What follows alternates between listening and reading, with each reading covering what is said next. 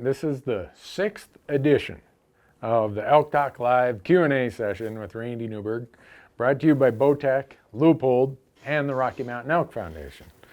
And we started about a minute early because we're just seeing who's on the ball here. And if you show up late, well, don't know what to tell you.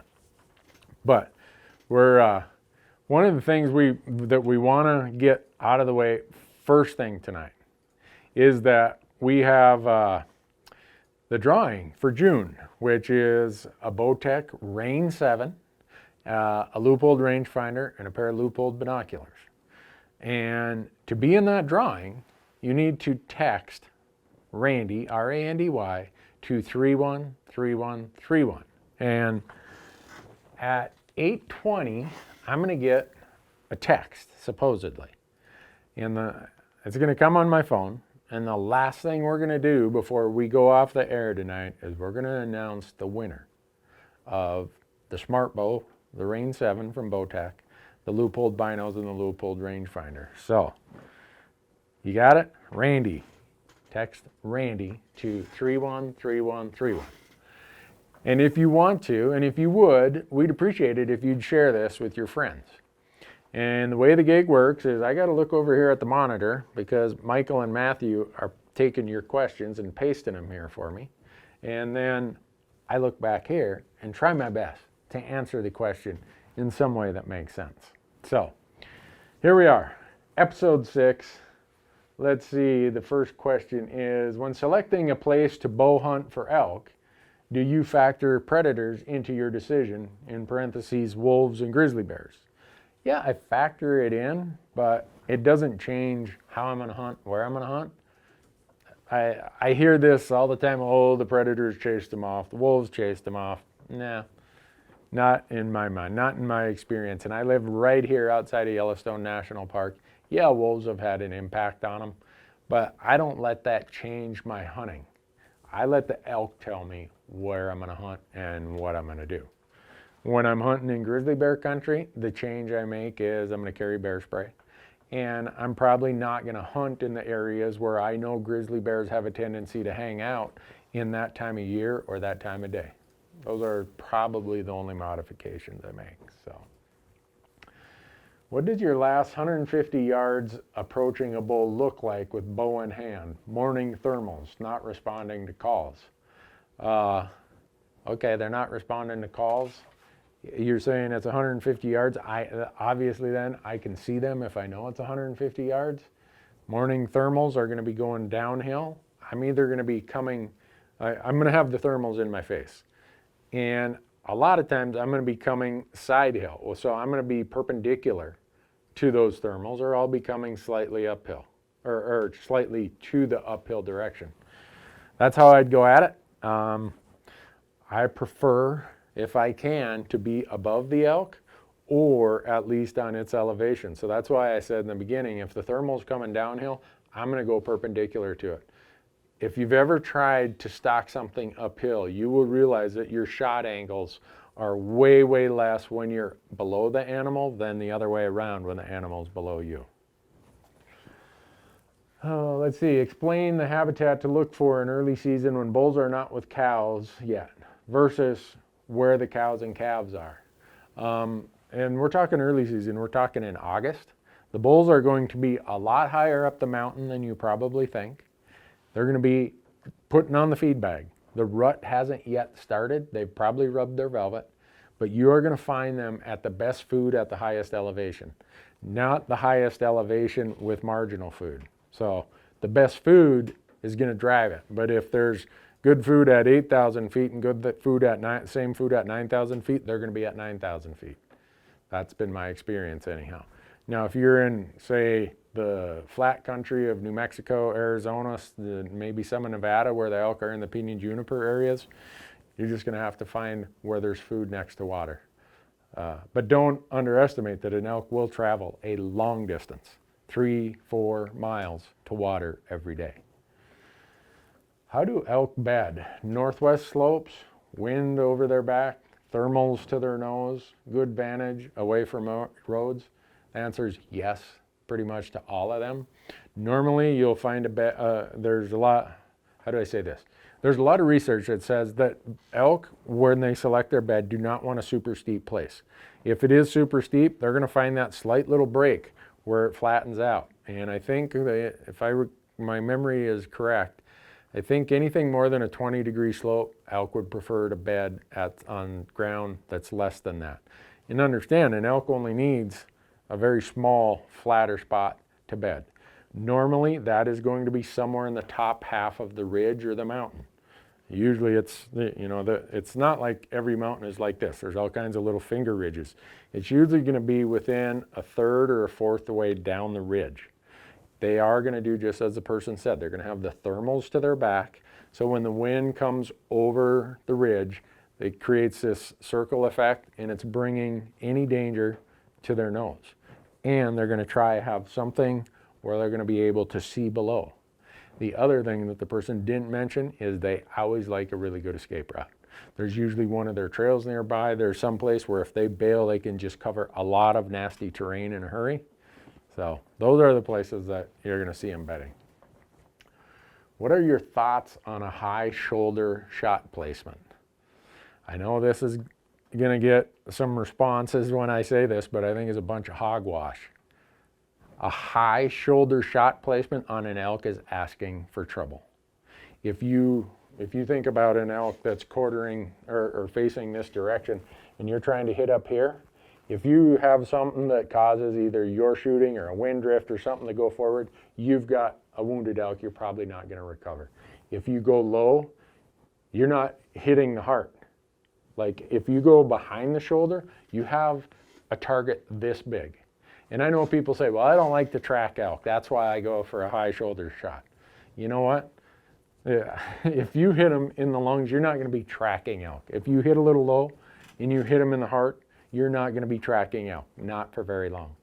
And you hit them right here on the shoulder blade, you may as well throw that front quarter away. You're going to destroy all that meat. So I don't like the high shoulder shot. And when I hear people professing that's the way you're supposed to kill elk, I often wonder how many elk they've killed. Personal opinion. I have a cow tag for Colorado muzzleloader season. What is the best way to find and call cows at this time of year? The best way to find them is to find the best food. Elk in Colorado at that time of year are going to be looking for the best food. Whatever is the greenest, luscious, most nutritious food on the mountain is where they're going to be. As far as calling them, usually your best luck calling cows is going to be with cow calls, but I wouldn't even worry about calling them at that time of year. You'll hear them, you'll see them, they're going to be moving, and I wouldn't necessarily worry about calling. One thing you got to understand with calling, as quick as you call, you've told them where you're at. They now know, that's a noise over there that I don't recognize that call. So in effect, you've told every cow in the herd where you're at. If you don't have to call in these rifle and muzzleloader seasons, especially for cows, don't. Yeah, if you need to get them to stop, yeah, that's when you'd call. I'm hunting archery elk in Idaho for 7 days with two buddies. We are backpacking in. If we kill an elk right away, what should we do so we can keep hunting? The nearest meat locker is a mile, hour and a half away. Well, what I would do if you shot one, say the first day, I would take that bull and I'd get it hung. I'd quarter it, I'd put it in game bags. I'd put it somewhere where it's going to be in the shade all day. I'd let the wind blow on it. I'd keep it overnight because in the mountains, that temperature is going to drop down into the 30s or 40s. And over the course of about 24 hours, that meat's really going to chill really good.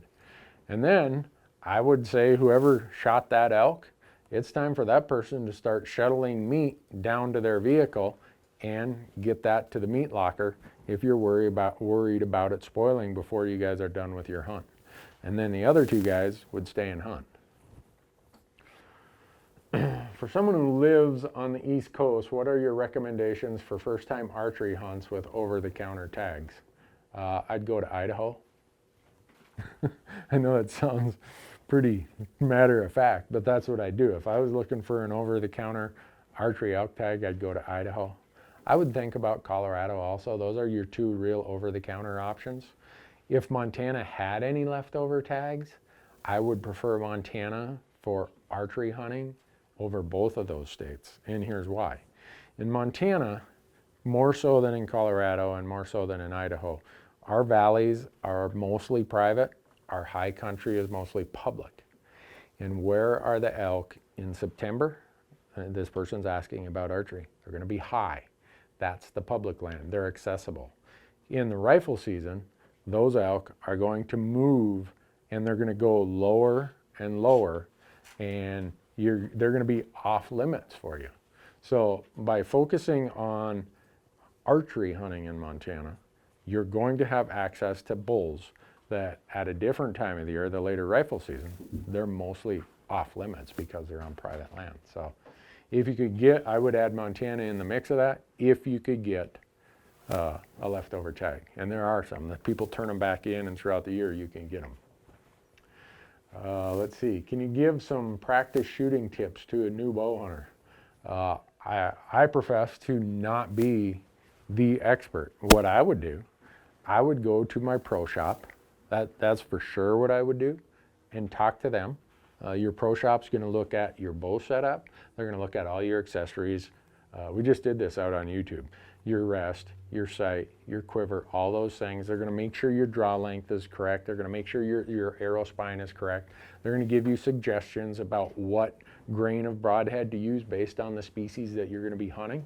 So there's a lot of things that you're going to learn from a pro shop. Now for me, for practice, I'm lucky. I have a really big place. I can practice out to 75 yards at my house. For me, I just want to make sure that everything feels good. I will shoot from my knees, I'll shoot sitting down, I'll shoot standing up, I'll shoot off to the side of the target, from the right side, from the left side. I'll shoot at lower lights. That's one of the things I do. I will get up and shoot some arrows early in the morning at that period of time where maybe your pins are almost so bright relative to the target, and it causes your eye to have to focus on how are you going to do this in low light conditions. I do the same in the evening.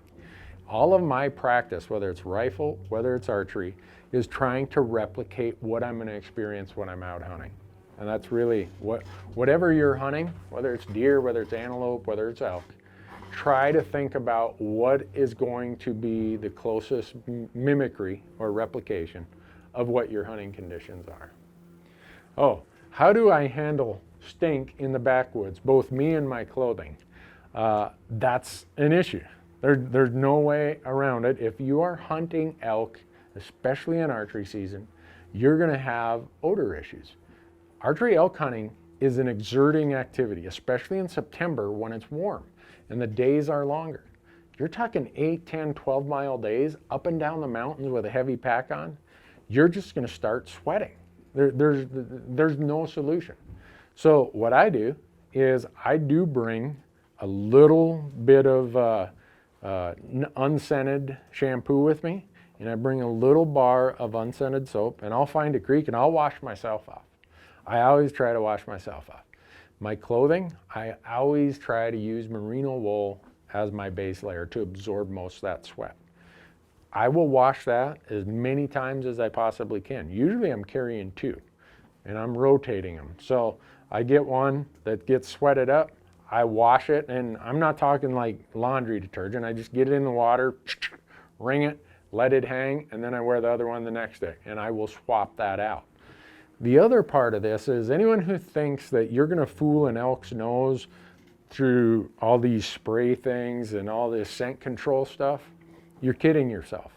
Once an elk smells, if you get upwind of an elk, the game is over. He's going to smell your breath. The odds are you've already been hiking enough that day that all of this spray down stuff that you might be using is already shot. It's mitigated. So that's how I handle it, and that applies whether I'm rifle hunting or archery hunting, but more so when I'm archery hunting. What do you consider the most important factors in selecting a unit? Draw odds, trophy potential, hunting pressure, etc. For me, it's a little bit of a mix of all of those. I do want decent draw odds because I want to go every year. Trophy potential really doesn't mean anything to me. That's the stuff for magazines and for, I guess people who just want to hunt once every 20 years. For me, I'm more focused on draw odds with some level of quality. I also look at what kind of terrain do I like to hunt. Maybe you like to hunt pinyon juniper, but I like to hunt high alpine. Well, you should apply for the pinyon juniper areas. I'll apply for the alpine areas, because there's different styles of how you're going to hunt. Think about how you enjoy your hunting and see if there's a unit that fits that better. I also look for units that have a little bit of public-private interface where access might be a challenge, because I know I'm better than most other people when it comes to running a GPS and navigating these areas of private land. Some people just don't want to mess with that, and I get it. The reason that that helps me is these areas where there's private public boundaries, and we did a YouTube video on this called Using Boundaries as Your Ally. A lot of times those units are easier to draw, so it meets my criteria, I get to hunt more. The other part is a lot of the private hunters don't want to hunt up to the public boundary, and a lot of the public hunters don't want to hunt up to the private boundary. So this area over here, right near the public-private boundary over on the public side, to me, is almost untouched. And it makes for a pretty good hunt for me. So those are the things that I look for. All right, favorite camp accessory for backcountry hunting. Camp comfort, cooking, time killer, etc. My favorite accessory is a backpack pillow. I hate sleeping at night with either without a pillow or the old, oh, I'll take my sleeping bag stuff sack and I'll fill it full of clothes. Well, that's like sleeping on a sack of potatoes. I don't even know who makes mine. It's this little blow up pillow that's, I don't know, 10 inches by 12 inches, completely quiet. It it helps me get a good night's sleep. To me, that's probably my greatest creature comfort when I'm doing a backcountry hunt. I live in Utah, and this year is my first big bull elk hunt. I drew a limited entry muzzleloader tag that starts September 25th. What are some of the best tactics for hunting during this time? Congratulations, first of all. Utah is a hard place to draw. And September 25th, they're going to be rutting still. They're going to be bugling like crazy. Calling, locating, and getting close is going to be your best chance. And if you have a partner who can go with you, once you hear that bull, you guys get in there, have him stay back and call, and you get between him and the bull. That is hard to beat. And I don't care if that's rifle, because you got an early, Utah, you guys get to hunt September rifle hunts, right? But mostly that tactic is going to be a muzzleloader and archery tactic, but it's extremely effective. That's what I'd do if I had that tag. In wooded areas, how do you close the distance on a herd bull surrounded by cows? Odds are you're not. And the reason I say that, in heavily wooded areas, it's going to be noisy for the most part. What you want to do, the easiest thing in elk hunting and elk calling is trying to let the elk go to where they want to go. Don't try to make them go somewhere they don't want to go.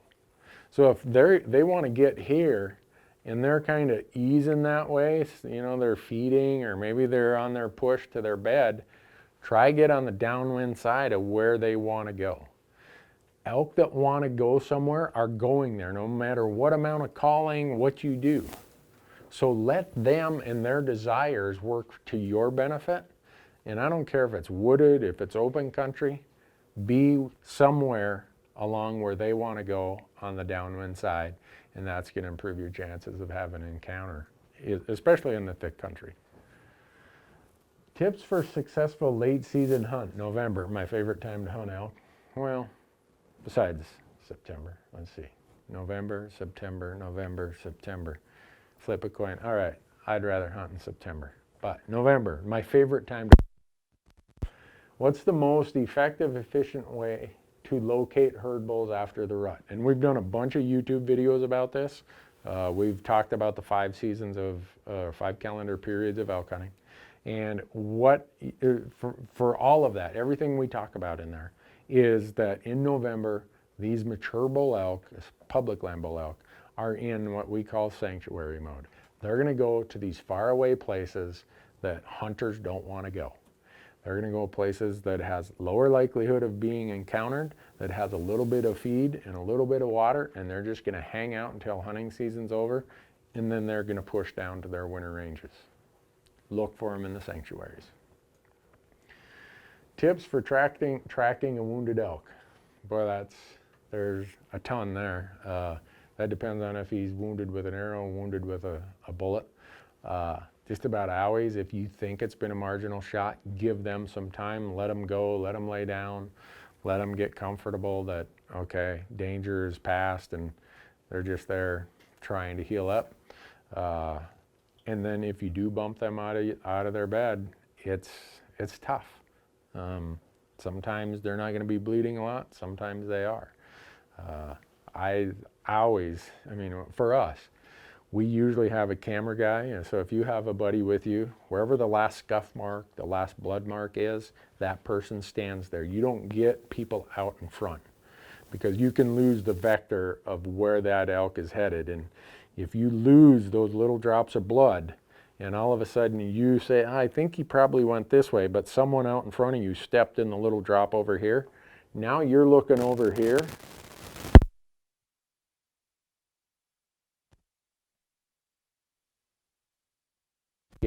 So for me, I try to be super, super cautious. Are we having a technology challenge here? Back on now. We're on? All right. We are having some sort of problem with our microphones, and we think it has to do with this camera, so apologies. Uh-oh, is it 8:20?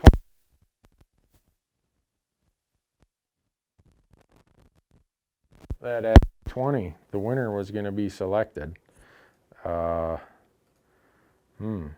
The system hasn't picked. Oh, it's just turned 8:20. Give it about another 5 minutes. We will know who the winner of the Smart Bow is. And here's the good part. July, we're going to have another big drawing. And in August, we're going to have another big drawing. So if you haven't got your stuff in by now, you're probably going to get an error message, something like this, contest is over, or something like that. And then it's all going to start up again next month. Let's see. Early season archery elk. Do you focus on wallows, spot and stock, water hole, catching them to and from bedding areas? Question mark. Early season archery elk, I'm probably going to spot and stock. I'm also going to try intercept them on their way to their bedding areas. Water holes, wallows, all that works good. A lot of you whitetail guys do really good archery hunting in a manner that almost looks like whitetail hunting rather than elk hunting. You bring your tree stands, you bring your ground blinds, and you guys have it figured out. I'm too impatient to hunt out of a ground blind or a tree stand, so I'm not going to sit here and say I'm an expert in it.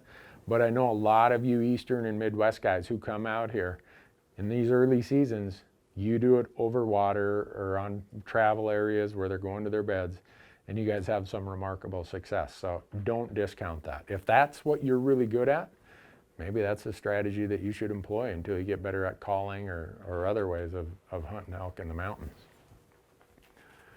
We've always hunted pinyon juniper, but we are looking to hunt dark timber. How do we need to hunt differently? I would first question why you'd want to hunt dark timber.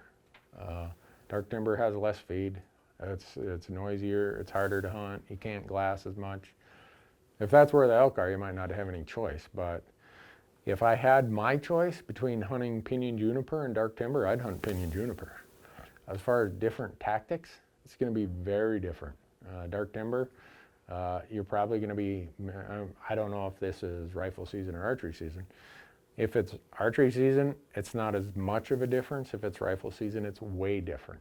If it is rifle season, dark timber is going to be really, really tough. I don't know how else to say it. Pinyon juniper, usually you can get to some little knob, some little break in the terrain, and at least you can look over the tops of it, and a lot of times you'll just see antlers going through pinyon juniper. I think about my hunts in Nevada, that my own and others I've helped with, same in Arizona. You'll just see antlers going above the pinyon junipers, and it's fun because you're seeing a lot more elk, way more than what you're going to see in dark timber. The other part in dark timber, elk really don't have much to eat in there. Pinyon juniper, usually they have a lot to eat. They'll even eat those pinyon nuts and those juniper berries. All right. How long do you wait to track an elk after you hit one? Part of that depends. And I have the benefit that you might not have. Very often we have these cameras, and what we will do is, if it looks even questionable that that elk didn't fall down within our visible range, I'll tell the guys, hey, spool up that shot and let's see, did it hit further back? Did it this? Did it that? If it looks like it's a marginal shot, I'm going to wait a long time. I might wait 3 or 4 hours. I just want to put as many cards in my favor as possible. Sometimes it's going to be dark and you really don't have that choice. It depends on a lot of factors, but if the more marginal the shot, the longer I wait, I guess is the way I'd answer that. I heard elk stay within a 3-mile radius throughout their life. Is this correct? No, it's not. There's many studies on collared elk. Elk will travel more than 3 miles in a day just to bed, to feed, or from food to water. Elk in a lot of places in the country have very long migration corridors. In Wyoming, the elk on the east side of Yellowstone National Park that migrate all the way out to Wyoming, or the ones on the south side of Yellowstone Park that go into Jackson Hole at the National Elk Refuge, they move over the course of their life, I can't even guess, probably 100 miles. So 3 miles, whoever told you that, maybe the ones they see, that's what happens, but as a general rule, elk can move a lot. Successful elk hunters are very mobile hunters. Are you going to hunt elk in Kentucky this year? Boy, I wish I was. But those of you who apply in Kentucky, you know how hard it is to draw tag in Kentucky. So unfortunately, I don't know that I'll ever get the chance to hunt Kentucky, but it's a remarkable conservation story. Anyone who wants to see what conservation looks like, go to Kentucky and read about elk. A guy named Tom Baker, he was the Kentucky Fish and Game, I think of their Fish and Game Commission. He was their chairman. He sat on the board of the Rocky Mountain Elk Foundation, and Tom said, between him and some friends, we are going to have elk in Kentucky. And everyone laughed at him, told the group, oh, you guys are crazy. Well, guess what? Now Kentucky has more than 10,000 elk. How cool is that? In an area with a lot of private land, in an area that has a lot of agricultural depredation by elk, somehow they've found a way to make it work, to find a high tolerance for elk, and they have over 10,000 elk in Kentucky. Great job. Do you keep the organs from elk that you shoot? I keep the heart. It's really not an organ, it's a muscle. I don't keep the liver, I don't keep the kidneys. I know a lot of people do. For me, I absolutely detest the taste of and texture of liver. I know that some people would say, oh, whatever, you're crazy, Randy. I get that. The only, what some would call an organ that I keep inside an elk is the heart. Where in the U.S. have you never hunted that you would love to go? Oh, someone just said it, Kentucky elk. Wow, there's a lot of places I've never hunted that I'd love to go. I'd love to go and hunt black-tailed deer on the coast of Washington. I'd love to go and hunt Roosevelt elk. In fact, I would say of my bucket list, Roosevelt elk in coastal Oregon is probably my highest desire right now of all the things that I want to do. I've never hunted myself bighorn sheep anywhere, so give me a bighorn sheep tag anywhere in North America and I'll go. But I think we're talking elk and other stuff here.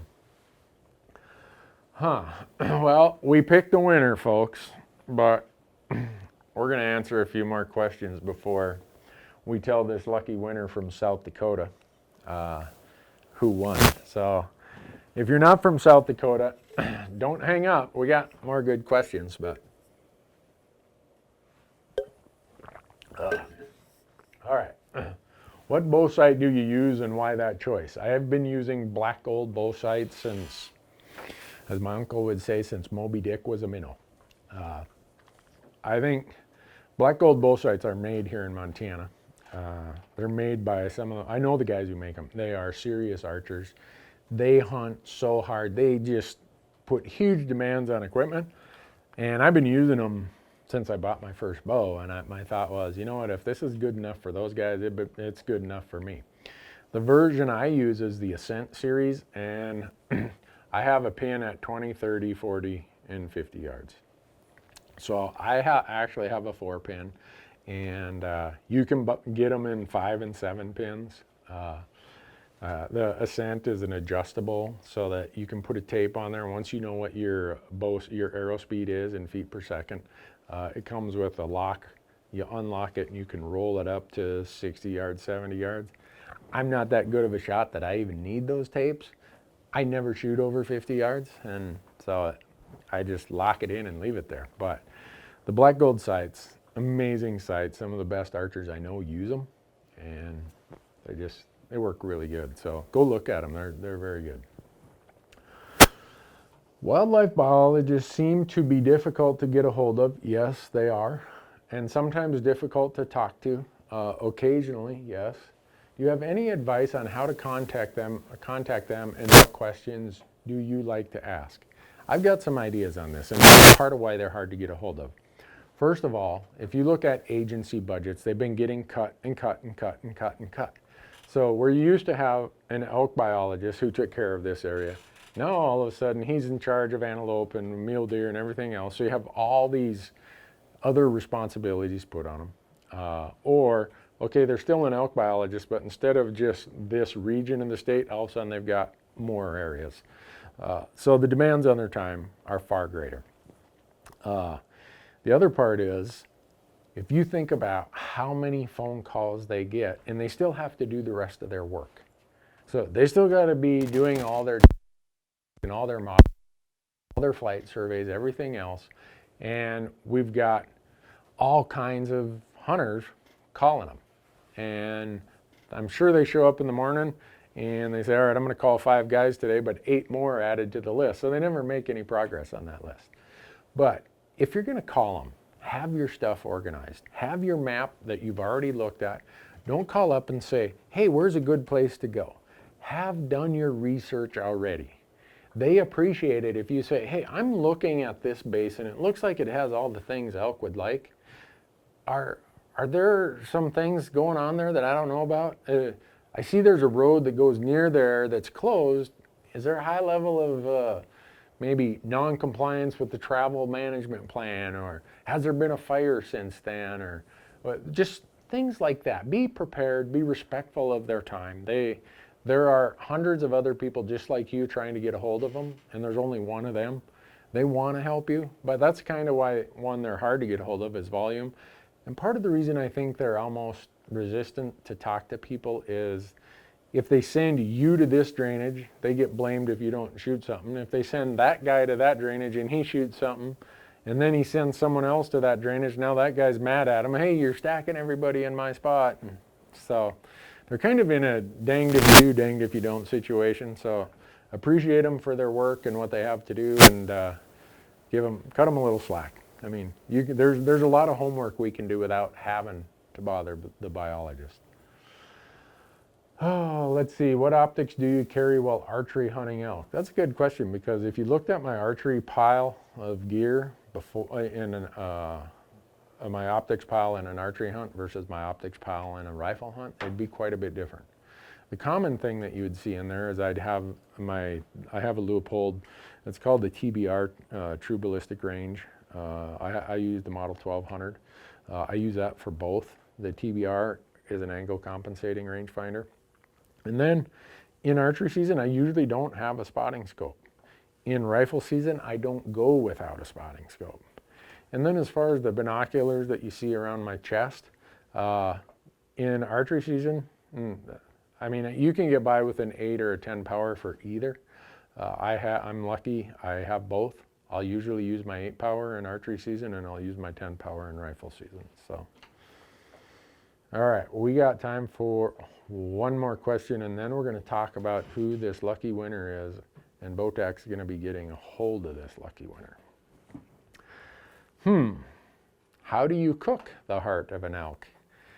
That is my favorite part of an elk, of any animal. In fact, you may have heard me say on my podcast and other stuff how much I enjoy doing the field dressing, even for guest hunters. If we have a guest hunter, I'll be like, can I do we call it the gutting and gilling. And they look at me like, Randy, you've lost your mind. And I love doing it. And I usually say, can I keep the heart? And they look at me like, well, don't you want a backstrap or don't you want something else? No, I want the heart. And I do it very simply. Usually I'll slice it, I'll trim it up, I'll clean it out, and I'll slice it into pretty thin slices. And then I'll put some sort of simple spice over it.